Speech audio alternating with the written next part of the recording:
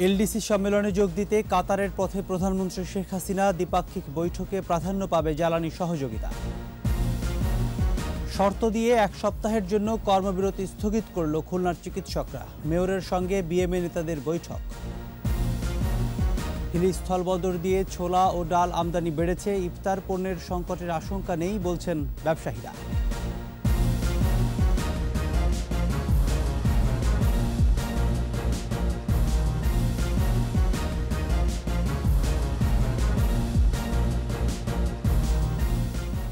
শুনছিলেন first security ইসলামী bank limited সংবাদ শিরোনাম। আমন্ত্রণ দুপুর 2:21 সংবাদে। সাথে আছি আমি প্রণব চক্রবর্তী। দর্শক, 21 টেলিভিশনের সংবাদ একই সাথে সরাসরি দেখতে পাবেন আমাদের ফেসবুক পেজ www.facebook.com/2124 অনলাইনে। স্বল্পোন্নত দেশগুলোর বিষয়ে পঞ্চম জাতিসংঘ সম্মেলনে যোগ দিতে কাতারের রাজধানী দোহার উদ্দেশ্যে ঢাকা ত্যাগ করেছেন প্রধানমন্ত্রী শেখ হাসিনা। প্রধানমন্ত্রী ও তার সফর সঙ্গীদের নিয়ে বিমান বাংলাদেশ এয়ারলাইন্সের একটি ভিভিআইপি ফ্লাইট বেলা 11:15টার দিকে শাহজালাল আন্তর্জাতিক বিমানবন্দর ত্যাগ করে। 5 মার্চ শেখ হাসিনা সম্মেলনের উদ্বোধনী পূর্ণাঙ্গ সভায় ভাষণ দেবেন। 8 মার্চ পর্যন্ত কাতারে অবস্থানকালে দেশটির আমিরের সঙ্গে বৈঠক করবেন। এতে গুরুত্ব পাবে জ্বালানি খাতে সহযোগিতা সহ দ্বিপাক্ষিক বিষয়। দোহায় পৌঁছানোর পরপরই আজ বিকেলে জাতিসংঘ মহাসচিব অ্যান্তনিও গুতেরেস, ইউএনজিএ প্রেসিডেন্ট সাবা কারুসি এবং ইউএনডিপি প্রশাসক আচিম স্টেইনারের সঙ্গে পৃথক বৈঠক করবেন বাংলাদেশের প্রধানমন্ত্রী। 7 দিনের মধ্যে অভিযুক্ত পুলিশ সদস্যকে গ্রেপ্তার ও চিকিৎসকের বিরুদ্ধে করা মামলা প্রত্যাহারের শর্তে 1 সপ্তাহের জন্য কর্মবিরতি স্থগিত করেছে খুলনার চিকিৎসকরা। সিটি মেয়র তালুকদার আব্দুল খালেকের সাথে বৈঠকের পর এই সিদ্ধান্তের কথা জানান বিএমএ নেতারা। মোহাম্মদ জুয়েলের ক্যামেরায় খুলনা বিভাগীয় প্রতিনিধি মহেন্দ্রনাথ সেনের প্রতিবেদন, জানাচ্ছেন খুরশিদ আলম মুকুল। টানা 4 দিন ধরে চলা ডাক্তারদের কর্মবিরতি নিয়ে কথা বলতে বিএমএ ভবনে চিকিৎসক নেতাদের সাথে আলোচনায় বসেন সিটি মেয়র তালুকদার আব্দুল খালেক ও আওয়ামী লীগের কেন্দ্রীয় সাংগঠনিক সম্পাদক SM কামাল হোসেন।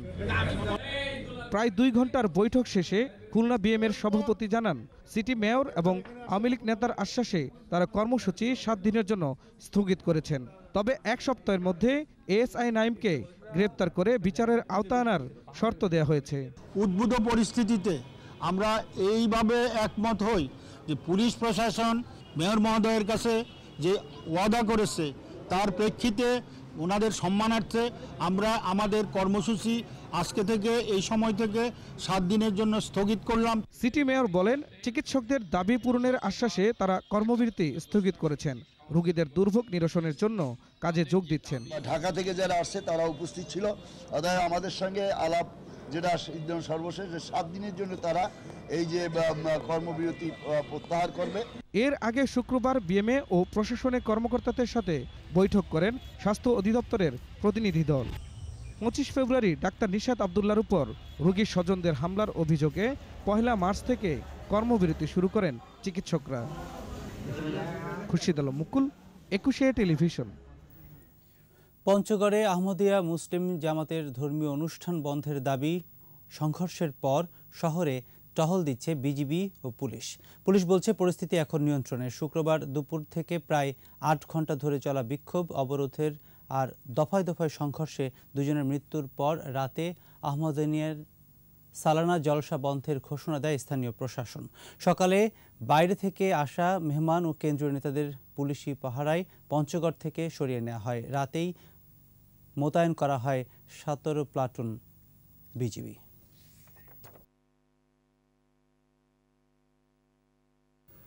রমজানের আগে দিনাজপুরের হিলি স্থলবন্দর দিয়ে ছোলা, ডাল সহ নিত্য পণ্যের আমদানি বেড়েছে। আমদানিকারকরা বলছেন, এবার ইফতার পণ্যের দাম বাড়ার আশঙ্কা নেই। আমদানি বাড়ায় রাজস্ব আদায়ও বেড়েছে। হিলি প্রতিনিধি সালাউদ্দিন বকুলের রিপোর্ট, জানাচ্ছেন শতরূপ দত্ত। প্রতিবছর রমজান মাস ঘিরে দেশে ছোলা, মসুর ও খেসারির চাহিদা বাড়ে। সরকারি নির্দেশনায় ব্যাংকগুলো এখন এসব পণ্যের এলসি দেওয়া শুরু করেছে। হিলি স্থলবন্দরের আমদানিকারকরা তাই ভারত থেকে এসব পণ্য আমদানি করছেন। সরবরাহ বাড়ায় এবার রমজানে এসব পণ্যের দাম বাড়বে না বলে দাবি করেছেন ব্যবসায়ীরা। ইতিমধ্যে অনেকগুলো এলসি আমরা পেয়েছি, বাকিগুলো অপেক্ষামান আছে। যদি সঠিকভাবে ব্যাংক আমাদের এলসিগুলো সরবরাহ করে, ভোগ্যপণ্যর দামটা বাড়বে না বলে আমরা বিশ্বাস করি। ছোলা, বিভিন্ন ডাল, জিরা, মশলা, পেঁয়াজ এই জাতীয় পণ্যগুলো আমাদের ইতিমধ্যে আসা শুরু করেছে। আশা করছে বাজারে দাম কমার প্রভাব ব্যাপকভাবে পড়বে। পার্শ্ববর্তী দেশে আবাদ ভালো হওয়ার কারণে তারা ব্যাপক হারে এক্সপোর্ট করতেছে। ব্যস্ততা বাড়ায় আয় বেড়েছে বন্দর শ্রমিকদের। আগে কাজকাম ছিল কম, এখন বর্তমান ডাল বেশি ঢুকতেছে, গুডাউনে মাল ঢুকতেছে, কমিশনের মাল ঢুকতেছে, ভুটা ঢুকতেছে, পেঁয়াজ ঢুকতেছে, আগাচ্ছে, মোটামুটি কাজ চাপিছে, আগাচ্ছে। আমদানিকৃত এসব পণ্য যেন পরীক্ষণ শুল্কায়ন শেষে দ্রুত দেশের বাজার ধরতে পারে সে লক্ষ্যে কাজ করছে বন্দর কর্তৃপক্ষ। মালটা যাতে দ্রুততার সাথে আমদানিকারকরা বের করে নিয়ে যে বাজারজাত করতে পারে সেই জন্য আমরা হিলিস্থল বন্দর সর্বপ্রকারের ব্যবস্থা করেছি এবং গাড়ি বের হওয়া পর্যন্ত আমরা আমার দায়িত্ব পালনে আমরা সচেষ্ট আছি। বন্দর দিয়ে গেল ফেব্রুয়ারিতে ছোলা, খেসারি, মসুর ডাল, আদা, রসুন সহ 20,000 টন ভোগ্যপণ্য আমদানি হয়েছে। এর মধ্যে শুধু ছোলা আমদানি হয়েছে 7,300 টন। সত্যরূপা দত্ত, 21 টেলিভিশন। নিচ্ছি সংবাদ বিরতি, যখন ফিরব তখন থাকবে। কক্সবাজারে বাস লেগুনা সংঘর্ষে প্রাণ গেল 3 জনের, শিশুসহ আহত 10। আবারও আমন্ত্রণ দুপুর 2টার 21 সংবাদে। প্রধানমন্ত্রী শেখ হাসিনার সঙ্গে সৌজন্য সাক্ষাৎ করেছেন সাবেক ব্রিটিশ প্রধানমন্ত্রী টনি ব্লেয়ার। প্রধানমন্ত্রীর সরকারি বাসভবন গণভবনে এই সাক্ষাতে প্রধানমন্ত্রীর নেতৃত্বে বাংলাদেশের উন্নয়নের প্রশংসা করেন টনি ব্লেয়ার। এ ধারা যেন অব্যাহত থাকে সেজন্য শুভকামনা জানান। ইনস্টিটিউট ফর গ্লোবাল চেঞ্জের নির্বাহী চেয়ারম্যান হিসেবে দুদিনের সফরে শুক্রবার সন্ধ্যায় ঢাকায় আসেন টনি ব্লেয়ার।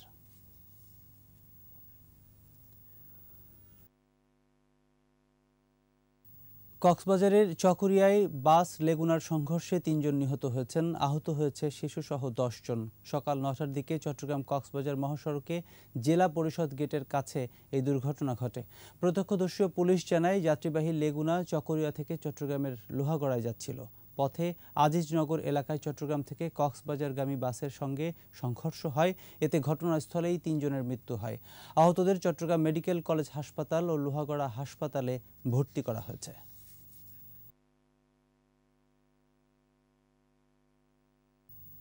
জীবন রহস্য উন্মোচনের পর পাট নিয়ে উচ্চতর গবেষণা অনেক এগুবে এমন আশায় গুড়ে বালি। চাহিদা মতো উন্নত জাত কিংবা চাষের প্রযুক্তি এখনও পায়নি কৃষক। এমনকি গবেষণাও অনেকটা আটকে আছে একটা গণ্ডির মধ্যেই। পাটের গবেষণায় অগ্রগতি নেই কেন, সেই কারণ অনুসন্ধান করেছেন মোহাম্মদ নুরুন্নবী, ছবি তুলেছেন মুজিবুর রহমান। পাটের পূর্ণাঙ্গ জীবন রহস্য উন্মোচন তাক লাগিয়ে দেয় পুরো বিশ্বকে। কৃষকরা পর্যন্ত উৎসুক হয়েছিল পাটের ধুকে ধুকে চলার দিন বুঝি শেষ হয়ে এলো। এদেশের মাটি, জল, আবহাওয়া উপযোগী পাটের জাত বিকাশের স্বপ্ন দেখিয়েছিলেন বাংলাদেশি বিজ্ঞানী অধ্যাপক ডক্টর মাকসুদুল আলম। জেনেটিক কোডগুলো যেহেতু উন্মুক্ত, তাই কথা ছিল কাঙ্ক্ষিত গুণাগুণ যুক্ত করা কিংবা কোষের জিনের রূপান্তর করে পাটকে উন্নত করার। কিন্তু ডক্টর আলমের মৃত্যুর পর এ কাজে গতি পায়নি তেমন একটা। তার সাথে যুক্ত বিজ্ঞানীরা চেষ্টা করেছেন, কিন্তু এদেশে গবেষণা এগিয়ে নেওয়ার পথ তো বন্ধুর। অনেক অণুজীব কাজ করে, সেই অণুজীবগুলো নিয়ে আমরা আরেকটু গবেষণা করছি। আমরা জীবন রহস্য পাঠাতন করতে পারছি যাতে পাট পচানোটা আমরা অল্প পানিতে কাস্টমাইজ করতে পারি, যাতে ওই পাটের ঔজ্জ্বল্য নষ্ট না হয়। অল্প পানিতে হয়ে যাচ্ছে, অল্প সময়েও হচ্ছে, এবং সেদিক থেকে পাট কৃষক অনেকই লাভবান হবে। জিনোম সিকোয়েন্স কিন্তু অত্যাধুনিক গবেষণা, সেই গবেষণার সফলতা বাংলাদেশে আসলো, কিন্তু তার সুফল যে মানুষের দোরগোড়ায় নিয়ে যাওয়া, আমরা এটার কন্টিনিউশন দেখিনি। সেটার উপরে এমফেসিস দেওয়া দরকার। উন্নত বিশ্বে জিন মডিফিকেশন কিছুটা সমর্থন পায়, কিন্তু বাংলাদেশে সেটা সম্ভব হয় না। এমনকি জিন এডিটিং করে কাঙ্ক্ষিত গুণাগুণ বিকাশ করলেও ছাড়পত্র দেয়নি পরিবেশ অধিদপ্তর। জাত আটকে আছে গবেষণাগারে। অবশ্য জানার ফলে পাটের লিগনিন কিভাবে কোন কোন ধাপে ধাপে তৈরি হয় জেনে গেছি। তো এটা জেনেটিক্যালি মডিফাইড করা হয়েছে। তো সেই পাটকে আমরা তো পরিবেশে এখনই উন্মুক্ত করতে পারি না। এটা পরিবেশ অধিদপ্তর থেকে ছাড় পাওয়াটা খুবই দুরূহ ব্যাপার, আমি বুঝতে পারছি। জিনোম এডিটিং এর জন্য আমরা চেষ্টা করছি।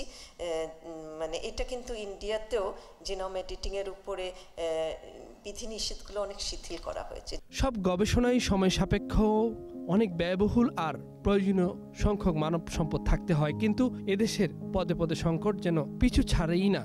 এটা ঠিক, বাংলাদেশে পাট গবেষণা ইনস্টিটিউট নামে একটি গবেষণা প্রতিষ্ঠান আছে ঠিকই, কিন্তু তাদের সফলতা নিয়েও প্রশ্ন জনে জনে। কিছু তৈরি হতে হতে অন্য পদ্ধতিগুলো চলে আসছে যেগুলো আমাদের ক্রয় ক্ষমতার বাইরে চলে যাচ্ছে। ওরকম পাটের যে স্বয়ংসম্পূর্ণ করতে হলে পাট নিয়ে গবেষণা করতে হবে। পাট নিয়ে গবেষণার নামে আছে, কাজে নাই। কারণ এই যে ভালো বীজ আজ পর্যন্ত কেন ভালো বীজ না দিলে পাট কম হচ্ছে। শুধু পাট নিয়ে নিরবিচ্ছিন্ন গবেষণা এখন খুব অভাব, আর বিভিন্ন বেসরকারি প্রতিষ্ঠান ও বিশ্ববিদ্যালয়ে গবেষণা হয় ঠিকই, কিন্তু মাঠে তার প্রয়োগ খুব একটা দেখা যায় না। মোহাম্মদ নুরুন নবী, 21 টেলিভিশন, ঢাকা। এবারে বিশেষ আয়োজন উত্তাল মার্চ।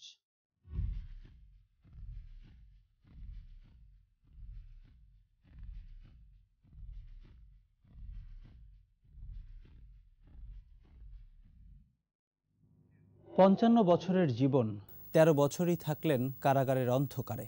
স্বাধীনতা সংগ্রামে এমন ত্যাগ বাঙালির অবিসংবাদিত নেতা ছাড়া পৃথিবীতে আর কারো নেই।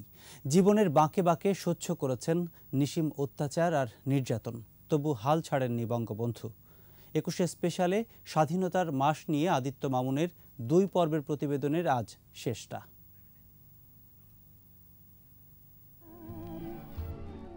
শত বছরের পরাধীনতার শৃঙ্খল ভাঙতে অজস্র মনীষীর শ্রমে ঘামে বাংলা স্বকীয় স্বাতন্ত্র্য সত্তা, কৃষ্টি, সংস্কৃতি আর ঔদার্যের বন্ধনে চিরায়ত এক ইতিহাস। কিন্তু এত এত মনীষীর মধ্যে পলিমাটি বিধৌত এই জনপদে স্বাধীনতার ইতিহাসে যার নাম এপিটাফ হয়ে শোভা পাচ্ছে, তিনি বাঙালির প্রাণের নেতা বঙ্গবন্ধু শেখ মুজিবুর রহমান। ক্ষণজন্ম এই প্রবাদ পুরুষের বুক জুড়ে বাংলাদেশের মানচিত্র, যিনি ব্রিটিশ শাসনামলে মাত্র 18 বছর বয়সে প্রথম কারাভোগ করেছিলেন। শাসক গোষ্ঠীর জুলুম অন্যায়ের বিরুদ্ধে অগ্নি উচ্চারণের মন্ত্র ছিল তার কণ্ঠে। পাকিস্তানের 24 বছরের শোষণে 4675 দিন কারাগারের অন্ধকার প্রকোষ্ঠে কেটেছে তার। 25 মার্চের কালরাতে ধানমন্ডির 32 নম্বরের বাসা থেকে তুলে নিয়ে ঢাকা ক্যান্টনমেন্টে বন্দী করে রাখে হানাদাররা। পরে 1000 মাইল দূরে কুখ্যাত লায়ালপুর কারাগারে রাখে বঙ্গবন্ধুকে। পাকিস্তান চেয়েছিল বাঙালির মুক্তি আন্দোলনকে নাবিকবিহীন হালভাঙা নৌকায় পরিণত করতে। উঠার সিঁড়ির দরজাটা ভেঙে ফেললো, গুলি করতে করতে আসছে। বঙ্গবন্ধু অসম সাহসী ব্যক্তি, লুকিয়ে থাকেন না। একটা পায়জামা পাঞ্জাবি পরা ছিল, তাড়াতাড়ি নেমে আসলেন সিঁড়ির, তখন তার সিঁড়ি চলে গেল। তারা তাকে দেখে স্তম্ভিত হয়ে গেল। কমান্ডো ব্যাটালিয়নে গাড়ি চারিদিকে ঘেরাও করে ওনাকে নিয়ে যাওয়া হলো। লায়ালপুর কিংবা মিয়ানওয়ালি জেলে মুজিবের সঙ্গে ইয়াহিয়ার জেল কর্তৃপক্ষের আচরণ ছিল নিষ্পেষণের। মৃত্যুদণ্ড কার্যকর করতে একাধিকবার কবর খুঁড়েছিল কারা প্রশাসন। সেইখানে জেল ডেপুটি সুপার খোদাদাস খান মনে নামটা, তিনি একবার 10টা কয়েদি নিয়ে আসলেন, তাদেরকে দেখিয়ে দিলেন গর্ত করার জন্য। তারা সুন্দর করে একটা কবর খোদাই করলো। তারপরে বঙ্গবন্ধু তাকিয়ে দেখছেন, বুঝেছেন তুমি? তারপর দেখাচ্ছে তাকে, তোমাকে ফাঁসি করে এখানে ফেলা হবে, মানুষকে দুর্বল করার জন্য। কিন্তু বঙ্গবন্ধু তো অত ভীত মানুষ না।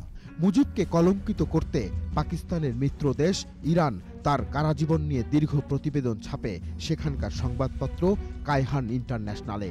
সাংবাদিক আমির তাহিরি তার পক্ষপাত দুষ্ট প্রতিবেদনে বাঙালির মহানায়ক মুজিবকে দেখাতে চেষ্টা করেছিল পাগল হিসেবে। বৈশ্বিক এই দুর্বৃত্তায়নের সঙ্গে ছিল চীন আর মার্কিন যুক্তরাষ্ট্র। লায়ালপুর জেলে তার সঙ্গে দেখা করতে এসেছিলেন ব্যারিস্টার AK ব্রোহি। বললেন, আপনাকে কোর্ট মার্শালে বিচার করা হবে, এটা হবে একটা মিলিটারি বেসড কোর্ট। সেই বিচারের জন্য আপনাকে একটা ডিফেন্স লয়ার দেওয়া হবে। তিনি বললেন, আমি মার্শাল ল কোর্ট মানি না, এটা অবৈধ কোর্ট। 1971 সালের 4 ডিসেম্বর কোর্ট মার্শালে ফাঁসি হয় বাংলার মুক্তি আন্দোলনের দূত মুজিবের। যদিও শেখ মুজিবের জীবন রক্ষায় জাতিসংঘ, জেনেভার জুরিস্ট কমিশন, ভারত, রাশিয়া সহ 24টি দেশের কণ্ঠ ছিল সোচ্চার। টেলিগ্রামের টেবিল ভরে গেছিল, don't kill Sheikh Mujib, don't kill Sheikh Mujib. 16 December Pakistan আত্মসমর্পণ করে। পাকিমুক্ত বাংলা হয় পাক পবিত্র। পাকিস্তান কারাগার থেকে ব্রিটেন গলিয়ে পরিশেষে ভারতে যান বঙ্গবন্ধু। অতঃপর বিরচিত সম্বর্ধনায় বাংলার বীর ফেরেন স্বদেশে, মহানায়কের মহান মাটিতে। আমার বাংলাদেশ আজ স্বাধীন হয়েছে, আমার জীবনের স্বাদ আজ পূর্ণ হয়েছে। আদিত্য মামুন, 21 টেলিভিশন, ঢাকা। আর এর সাথে শেষ করছি দুপুর 2টার 21 সংবাদ। যাবার আগে ফার্স্ট সিকিউরিটি ইসলামী ব্যাংক লিমিটেড সংবাদ শিরোনামগুলো আরও একবার। এলডিসি সম্মেলনে যোগ দিতে কাতারের পথে প্রধানমন্ত্রী শেখ হাসিনা, দ্বিপাক্ষিক বৈঠকে প্রাধান্য পাবে জ্বালানি সহযোগিতা। শর্ত দিয়ে 1 সপ্তাহের জন্য কর্মবিরতি স্থগিত করল খুলনার চিকিৎসকরা, মেয়রের সঙ্গে বিএমএ নেতাদের বৈঠক। হিলি স্থলবন্দর দিয়ে ছোলা ও ডাল আমদানি বেড়েছে, ইফতার পণ্যের সংকটের আশঙ্কা নেই বলছেন ব্যবসায়ীরা।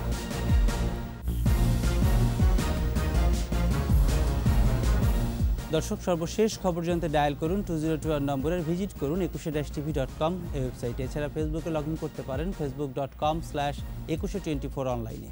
এতক্ষণ সাথে থাকার জন্য ধন্যবাদ। সন্ধ্যা 6টায় 21 দেশের সংবাদ দেখার আমন্ত্রণ রইল।